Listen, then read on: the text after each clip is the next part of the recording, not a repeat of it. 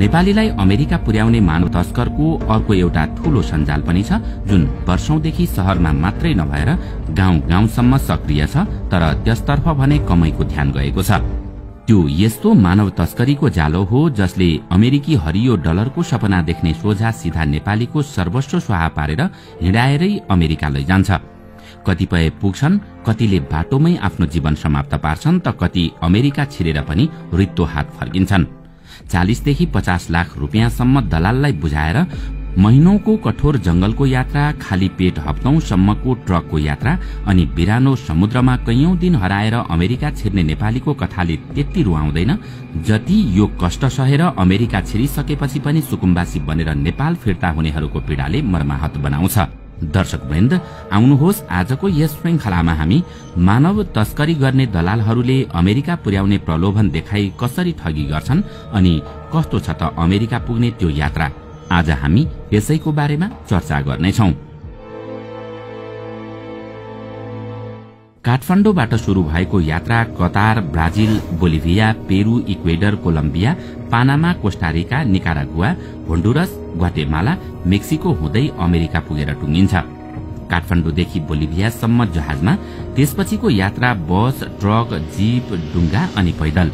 यात्रा गर्ने सबै गन्तव्यमा पुग्छन् भन्ने केही ग्यारेन्टी छैन। कति बीच बाटोमै सदाका लागि मेटिन्छन् भने कति मानिसहरू अंगभंग भएर त्यतै हराउँछन्, त कति अमेरिका पुगेर पनि खाली हात वर्षौं दुःख पाएर डिपोर्ट हुने गर्छन्। त्यसो त अमेरिका पुर्याउन सबै दलालले एउटै रूट भने प्रयोग गर्दैनन्, तर अमेरिका छिर्ने अन्तिम बिन्दु भने प्राय सबैको एउटै हुन्छ, त्यो हो मेक्सिको।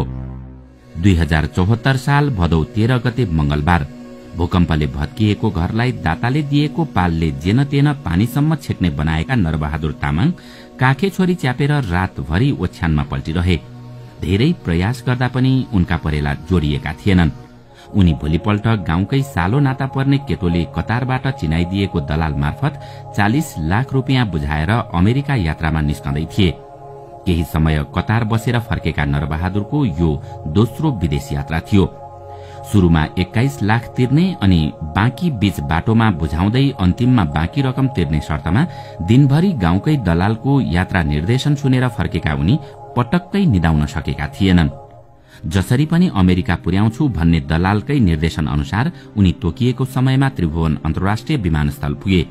छोरी र श्रीमतीलाई बाहिर छोडेर विमानस्थल प्रवेश गर्दा उनी निकै भक्कानिएका थिए। हो, अब यहीँबाट शुरू हुन्छ उनका दुःखका दिन। दलालले उनलाई थाइल्याण्ड जाने भिसा र टिकट दिएको थियो। थाइल्याण्ड पुगेका उनी आजभोलि भन्दा भन्दै 1 महिनासम्म त्यहीँ बसे। बल्ल तल्ल त्यहाँका दलाल सम्पर्कमा आए र त्यहाँबाट सिंगापुर हुँदै दक्षिण अफ्रिका पुग्ने तालिका दिए। सिंगापुर अध्यागमनले अनेकौं प्रश्न सोध्यो र बल्ल तल्ल अन अराइभल भिसा दियो। सिंगापुरको 5 घण्टा ट्रान्जिट पछि उनी दक्षिण अफ्रिकाका लागि उडे। दक्षिण अफ्रिकाको 18 घण्टाको ट्रान्जिट पछि ब्राजिलको साओ पाउलो पुग्नु थियो। ब्राजिल पुग्दासम्म नरबहादुर नेपाली नै थिए, त्यसपछि उनी नेपाली रहेनन्। उनले आफ्नो परिचय खुल्ने सम्पूर्ण कागजात र पासपोर्ट दलालकै निर्देशनमा रद्दीको टोकरीमा फ्याँके। ब्राजिलमा अन अराइभल भिसा किनेर त्यहाँबाट क्युबाको यात्रा तय गर्ने बताइएको थियो, तर ब्राजिलमै 1 महिना बिताउनु परेपछि बाटो बदलिएको थियो। अब ब्राजिलबाट दक्षिण अमेरिकी देश बोलिभिया जानुपर्ने भयो।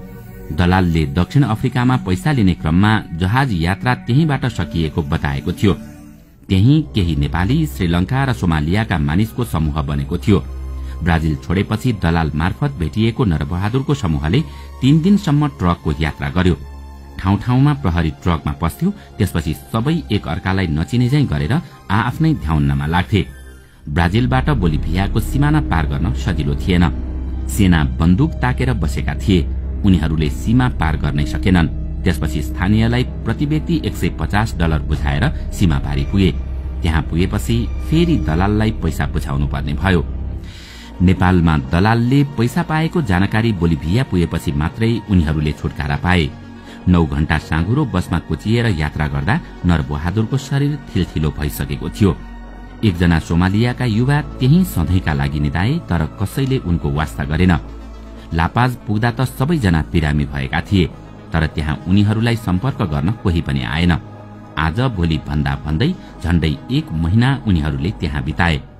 बल्ल तल्ल दलाल आए र एउटा बसमा लिएर गए। जंगल बीचको एउटा बस्तीमा पुगेपछि दलालले फेरि पैसा माग्न थाल्यो। लामो बार्गेनिङ भयो। पैसा पाएपछि मध्यराती टोली पेरुतिर लाग्यो। त्यहाँबाट पेरुको राजधानी लिमा पुग्नै 5 दिन लाग्यो। बीचबीचमा गाडी बिग्रेर धकेल्दै पुर्याइयो। त्यसपछि उनीहरू पेरुबाट इक्वेडरका लागि बस चढे। अब यात्राको सबैभन्दा कठिन मोड आएको थियो। जसले त्यो मोड पार गर्न सक्थ्यो ऊ अघि बढ्यो, होइन भने त्यसको परिणाम कसैलाई पनि थाहा थिएन। अँध्यारो रातमा गुडिरहेको गाडीबाट पानीमा हाम फाल्नुपर्ने थियो। सबैजना खोलामा हाम फाले, तर को कति कहाँ पुगे कसैलाई थाहा थिएन। बेला बेलामा गोली चलेको आवाज पनि सुनिन्थ्यो। राति खोलाको किनारमा कसलाई गोली लाग्यो थाहा भएन। गहिरो खोलाको किनारमा तयार डुङ्गा चढेर खोला पारी पुगियो। इक्वेडरबाट कोलम्बियाको यात्रा ट्रकमा थियो। यात्रा निकै पीडादायी थियो। उनीहरू दिशा पिसाब पनि ट्रकभित्रै गर्थे। कोलम्बियाको सिमानामा पुगेपछि उनीहरू दक्षिण प्रशान्त महासागरतिर लागे। 2वटा डुङ्गामा उनीहरू त्यहाँबाट अघि बढे। मध्यरात भइसकेको थियो। समुद्रको बीचमै उनीहरू कतै हराए। हावाहुरीले डुङ्गा हल्लाइरहेको थियो। घण्टौं समुद्रमै बिताएपछि उनीहरूको डुङ्गा एउटा टापु नजिक पुग्यो। समुद्र पार गरेपछि अबको यात्रा पानामाको थियो। त्यहाँ पनि पैसा नबुझाई अघि बढ्न पाइएन। नेपालमा फोन गरेर दलाललाई पैसा तिर्न भनेपछि बल्ल अघि बढ्न पाइयो। 3 दिन 4 रात जंगलको बाटो पैदल हिँडेपछि मात्रै पानामाको सिमाना पुगियो। कहिले उकालो त कहिले ओह्रालो, कहिले रातभरि अनकन्टार जंगलका बाटाहरू हिँड्नु पर्थ्यो। जंगलमा अनेक खालका कहिल्यै नदेखिएका जनावर भेटिन्थे। कति रात त उनीहरू एउटै डल्लो परेर पनि सुते। पानामा पुगेपछि भने अमेरिका पुग्ने आशा पलाएको थियो। पानामाबाट Costa Rica, Nicaragua, L Salvador, होन्डुरस, Guatemala हुँदै उनीहरू मेक्सिको पुगे। फेरि दलालले पैसा मागे।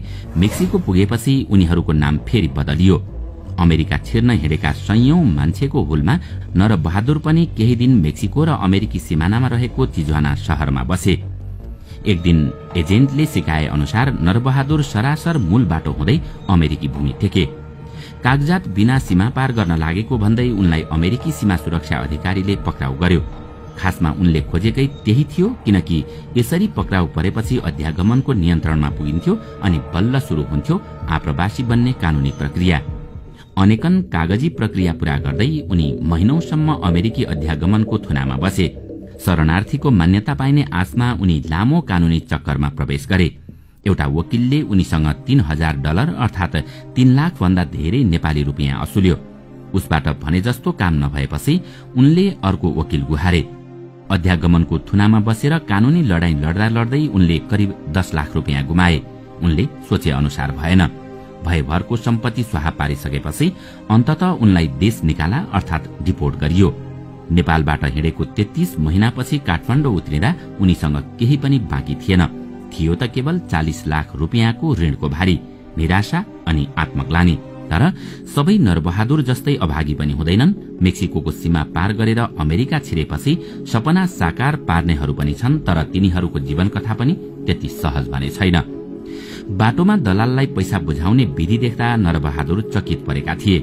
दलालले ल्याटिन अमेरिकामा उनीसँग बार्गेनिङ गर्दथ्यो, तर पैसा भने नेपालको आफ्नै गाउँमा रहेको दलाललाई बुझाउनु पर्दथ्यो अनि त्यो रकम उही दिन आफूसँगै रहेको दलालले हात पार्थ्यो।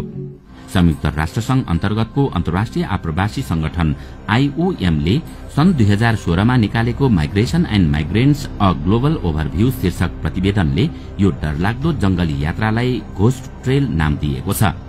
प्रतिवेदन अनुसार यो जंगल छिचोल्न चाहनेहरू मध्ये प्रत्येक वर्ष सयौं जना सशस्त्र समूहबाट मारिन्छन् वा बेपत्ता बनाइन्छन्। नेपालदेखि स्थल मार्ग हुँदै गैरकानूनी ढंगले अमेरिका छिर्नेहरू दैनिक 3 देखि 4 जना न्यूयोर्क स्थित नेपाली महावाणिज्य दूतावास पुग्छन्। तीमध्ये केहीका खुट्टामा जीपीएस बाँधिएका हुन्छन्। एउटा व्यक्ति त्यहाँसम्म पुग्दा सामान्यतया 40 देखि 50 लाख खर्च भएको हुन्छ। उनीहरू अमेरिका छिर्ने बित्तिकै आत्मसमर्पण गर्छन्। इमिग्रेशन एन्ड कस्टम इन्फोर्समेन्ट अर्थात ICE ले हिरासतमा राख्छ र अन्तर्वार्ता लिएर असाइलम अर्थात राजनीतिक संरक्षण फाइल गर्छ। यसरी आइपुगेका सबैले असाइलम फाइल गर्न पाउँछन्। त्यसपछि ICE का अधिकारीहरूले केही रकम धरौटी लिएर मुद्दा अनुसार खुट्टामा जीपीएस लगाएर छोडिदिन्छन्। राष्ट्रपति डोनाल्ड ट्रम्पको सरकारले आप्रवासी नीतिमा कडाई गर्न थालेपछि त्यसरी धरोटी बुझाउनुपर्ने रकमको दर बढेको थियो। आईसीईले अन्तर्वार्ता लिँदा ती नागरिकसँग केही कागजात हुँदैन, उसले नेपाली हुँ भनेको भरमा आईसीईले सानो नोट दिएर छोडिदिन्छ। कतिपय खुट्टामा जीपीएस बाँधेकाहरू रुँदै दूतावास पुग्छन्। खुट्टामा जीपीएस बाँधेका व्यक्ति कहाँ पुगे र त्यो ठाउँमा कति समय बिताए भन्ने रेकर्ड हुन्छ। पहिले मानव बेचबिखन भन्ने बित्तिकै हामी बालबालिका र युवतीहरू नेपालबाट भारतको कोठीमा पुर्याई बेच्ने दलालहरूलाई सम्झने गर्थ्यौं। तर पछि बिस्तारै गैर सरकारी अनि सरकारी निकायको सक्रिय छानबिनका कारण भारततर्फ हुने मानव बेचबिखनमा केही कमी आयो। तर दुःखको कुरा अहिले मानव बेचबिखनको त्यो ग्राफ एकाएक बढ्न पुगेको छ। फरक यति हो कि पहिले बालबालिका र युवतीहरू छिमेकी देश भारतमा बेचिन्थे भने अहिले जवान युवाहरू नै अमेरिका जाने मोहका कारण दलालहरूले अमेरिका पुर्याइदिने भन्दै ठगी गरिरहेका छन्। मानव बेचबिखनको यो श्रृंखला घटेको छैन, बरु पुरस्कृत हुँदैछ। दर्शकवृन्द, आजको श्रृंखला तपाईलाई कस्तो लाग्यो? हामीलाई कमेन्टमा अवश्य बताउनुहोला।